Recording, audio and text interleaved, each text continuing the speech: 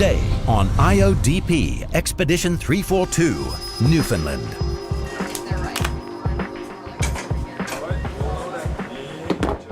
This is an interval where the world steps out of a greenhouse and into an icehouse when ice sheets first blow up on Antarctica to a big size. And maybe on Greenland. So we would like to know, right?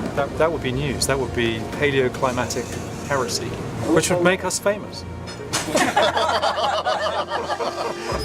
If you take the JR, the boat itself, and you add to it all the scientists and the technicians that are on board, you can think of the JR as a true time machine.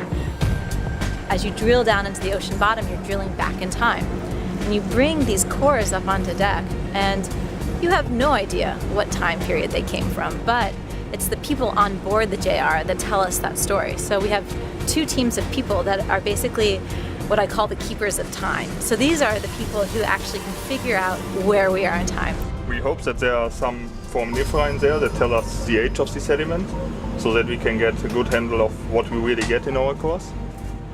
The biostratigrapher is basically a biologist who just looks at biology in past oceans. They not only know all the organisms of their group floating about in the open ocean today, they know that for every single time period for the last 150 million years. It's unbelievable. And so they're the first people that get to the core. The core comes up on deck. They run out to meet this new sediment coming on board the ship. They grab a little bit, and within minutes, they come, running back to tell us, oh, you're back in the Eocene or the Oligocene and the Miocene, where you're looking at changes in glaciation. And so that gives us a first guess of where we are in time. We have the boundary between the Eocene and the Oligocene, and you can tell by looking at the core that we're crossing the boundary in several steps, which is just what we expect and really exciting to see in person. It's interesting. I mean, what you're seeing here is an artifact of global change that went on in the southern hemisphere, and here we are in the North Atlantic. We didn't expect this event to show up in this core. If this sample gives us a normal reverse-like sequence, it provides a great typology in time. We are very happy. And the second team, the paleomagnetists, they actually look at which way the North Pole is pointing. And so if you look back in time, the North Pole is flip-flopped, which is kind of incredible, but the magnetic polarity of the Earth itself has changed. And they look at those stripes, and together, the paleomagnetists and the biostratigraphers are keepers of time. So they put us in a single place in time. And when you figure out where you are in time, you actually want to go out and see what was going on in the world. And so that's my job. If you come into the core lab and we're opening one of these cores where we think is around one of these really interesting time period where the world is changing, sometimes you open it up and you miss it, but other times you open it up and you see the world change before your very eyes, and that's super exciting.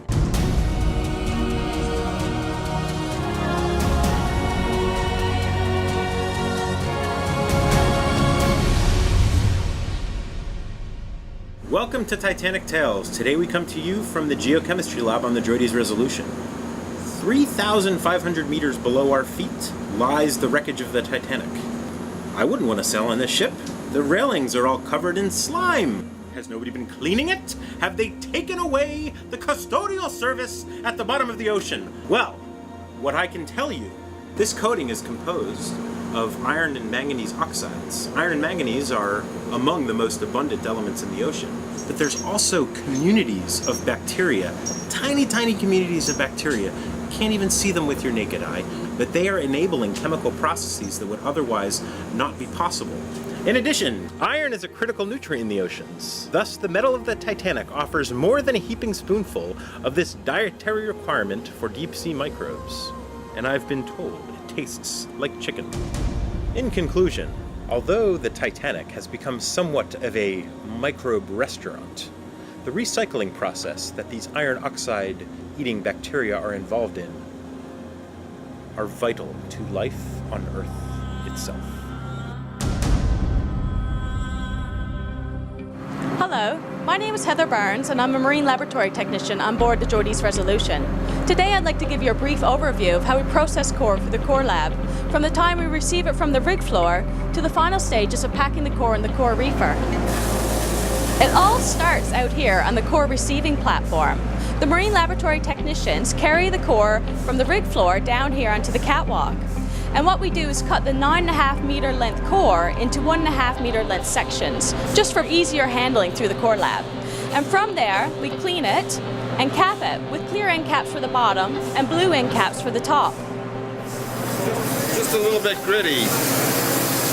I'm expecting You want to watch out for those tube worms. Tube worms, huh? This is the core entry area, where we enter all of the section lengths that we collected on the catwalk into the database. In addition, we produce labels for every single section on board the ship. This label has a barcode and a specific text ID that allows us to track the sections throughout the core lab and make sure that every piece of data that we collect will get attributed to the correct section. Once the cores have equilibrated, which takes about 4 hours for them to come up to room temperature, the first measurements that are taken on them are the physical properties measurements on the whole round multi-center tracks. We have a track here. You can see the core being pushed through right now. The interval of measurements on these tracks is centimeter scale. So you can just imagine how much data is collected, a lot. So after every section gets run through on the whole round multi-center tracks, we come into the core splitting room. And actually this is perhaps the most exciting room in the core lab. Just imagine this section here is the first time it's been exposed in millions of years, and we're the first ones that get to see it in here. So basically what we do is split every single section into half, a working half and an archive half. The archive half is our permanent record, and our working half is the half that the scientists are allowed to work on. It's the side that they're able to probe and pick at and sample from. You can see here the scientists are actually sampling the cores. The samples that they're taking here may be chemistry samples or further discrete samples for the physical properties laboratory.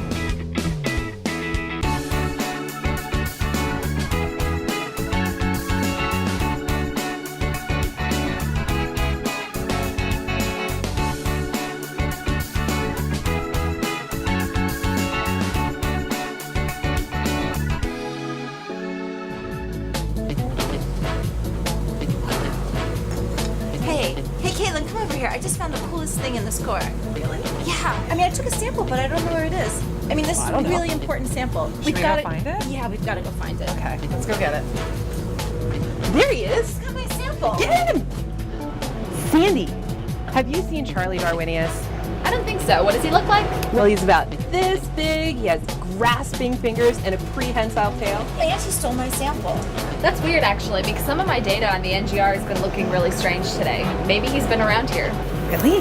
Well, let's go look for him. And let's look somewhere high with that prehensile tail. Okay. Yeah. Hey, there he is. And my sample. Charlie Darwinius, get down here. Hey, Caitlin, you gotta keep an eye on that primate in the lab. Sorry, he's really curious, just like a scientist. Hey, speaking of science, let's get back. Me too.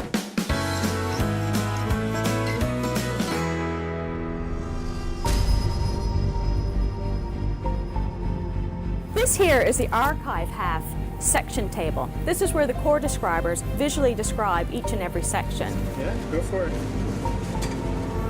Many clays and seal-sized rock fragments.